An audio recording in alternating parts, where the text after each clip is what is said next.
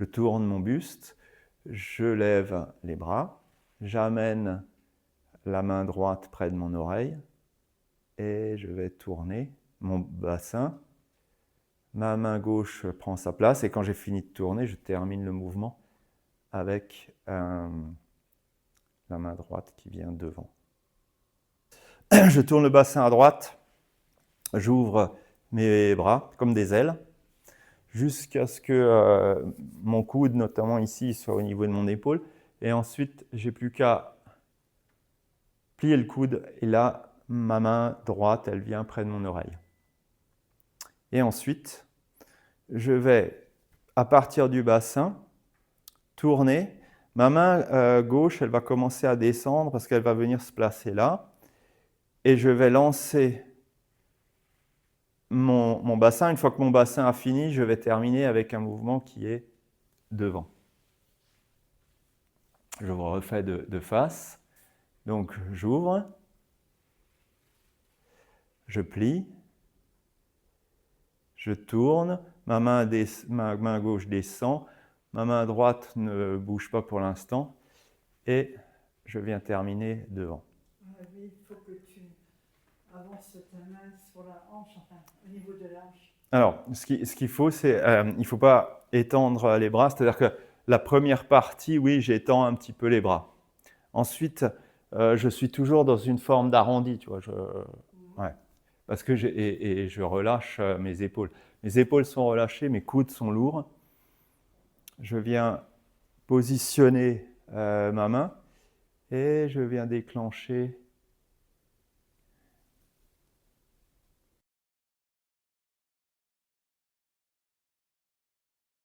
J'ai fait ce petit test de quand est-ce que je suis stable. Par exemple, quand je mets mes mains devant moi et que j'appuie sur mes paumes, selon comment je positionne mes mains, proche de moi ou loin de moi, je vais avoir une sensation différente de connexion par rapport à mon centre. Donc il y a un moment, une position dans laquelle je me sens connecté au centre. C'est-à-dire que la petite pression, la petite contraction musculaire que je crée dans le haut de mon corps, elle va répondre à une petite contraction au niveau du bas du corps.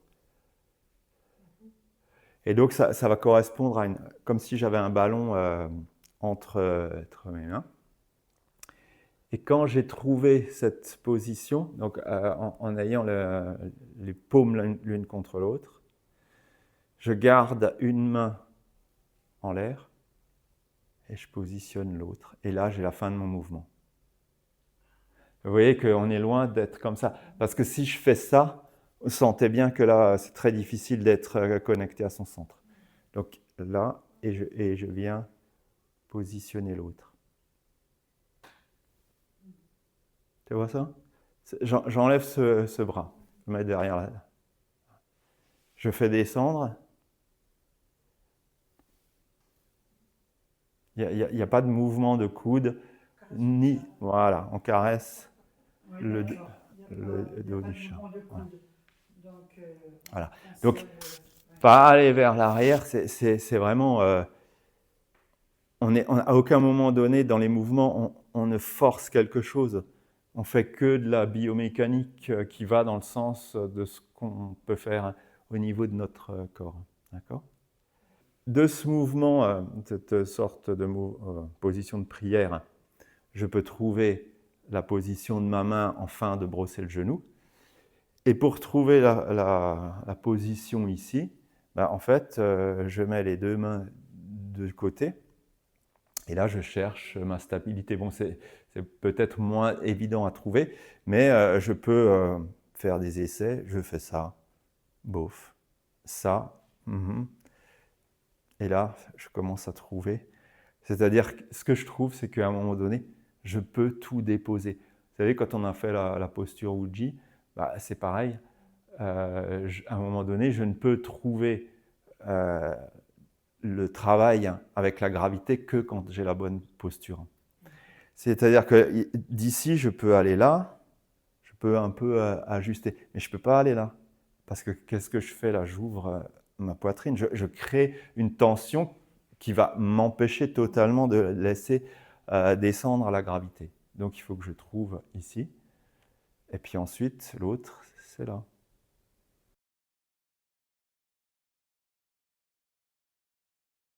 C'est-à-dire que ce que je sais, c'est que mes deux talons ne doivent pas être sur la même ligne, parce que là, je ne vais pas être stable. Donc, il y a un espace entre mes deux talons dans cette direction. J'ai aussi la question de quel est mon angle d'ouverture de mon pied arrière. Si je suis comme ça, je ne suis pas stable. Plus je vais l'ouvrir, moins je serai stable. Il y a une position idéale qui est à peu près à 45 degrés par rapport au pied avant. Et si je commence à fermer de trop jusqu'à aller là, on sent bien qu'on n'est pas stable du tout. Donc, oui, mais en admettant qu'on n'ouvre pas. Mais si je commence à rentrer comme ça et que je commence à ouvrir le pied, je ne vais pas être très stable, là, parce que là, je ne suis pas confortable ni stable, exactement. Donc là, je peux trouver ma position de stabilité.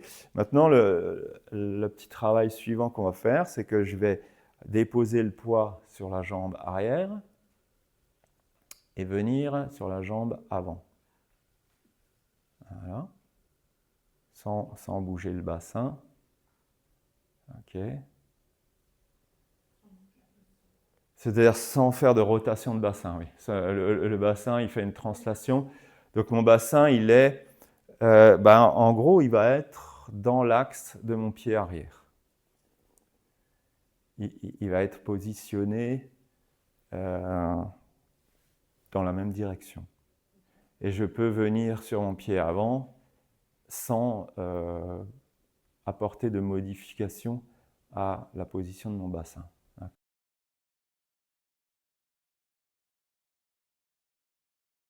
Et donc maintenant, on va faire le même exercice de passer d'un à l'autre, mais au lieu de garder le bassin dans la direction du pied arrière, on va venir tourner pour que le bassin soit face à notre direction. Oui, voilà. Pour ceux qui regardent par là, c'est évidemment ici. Donc je me tourne. Si je suis là, je fléchis mon bassin, regarde par là, j'avance et je viens regarder devant.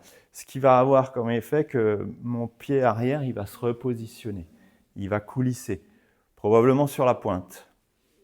Si je veux éviter toute tension sur le genou, ça va. C'est un glissement. Oui, oui. Oui. On va laisser glisser le pied.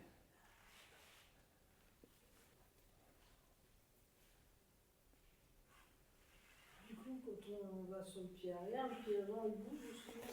Non, on va essayer de plutôt repositionner le pied arrière à 45 degrés. Donc je remonte. Je suis sur mon pied arrière qui est à 45 degrés par rapport au pied avant. Je viens, je tourne. Mon pied arrière se repositionne naturellement. Là, je vais revenir et je fais pivoter mon pied arrière. Je le remets dans la position initiale.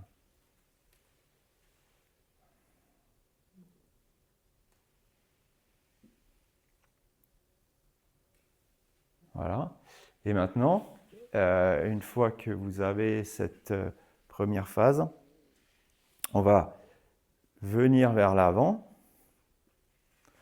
ouvrir le pied avant, venir se déplacer et continuer le mouvement. En fait, c'est la marche du tai chi sans mettre en jeu les bras ni les mains.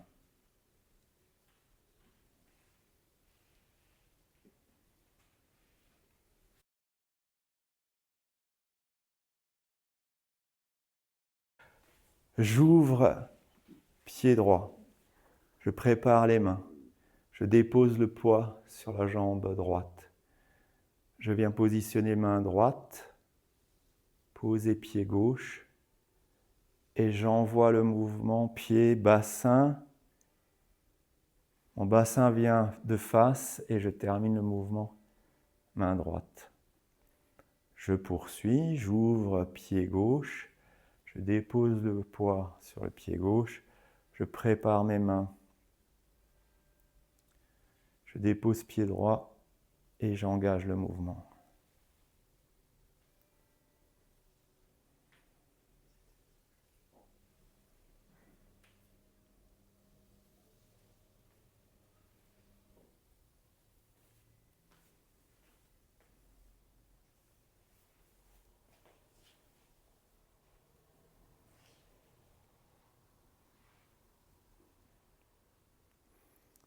Je fais en sorte que mon regard ne quitte pas la direction de mon bassin.